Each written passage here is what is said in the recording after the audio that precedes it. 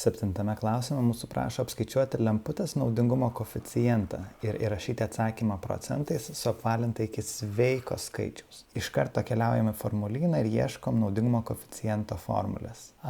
Čia yra pagrindinė naudingumo koeficiento formulė. Naudingas darbas padalintas iš viso darbo dauginami 100%. Taip, naudingumo koeficientas.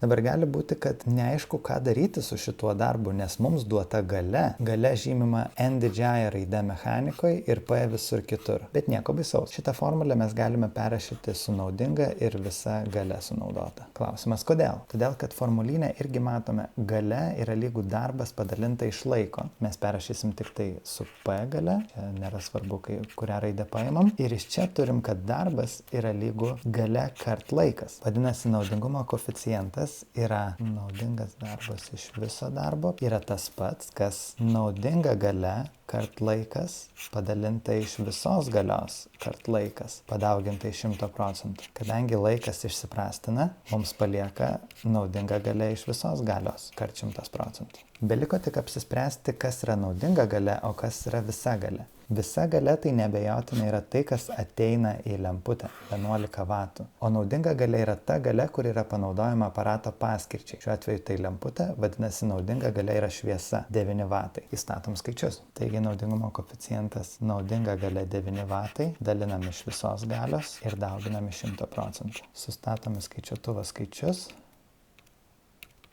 Ir gauname 81,82. 81,82%. Kadangi mūsų prašė atsakymą parašyti suapvalintai iki sveikojo skaičiaus, tai mūsų atsakymas tuomet bus 82%.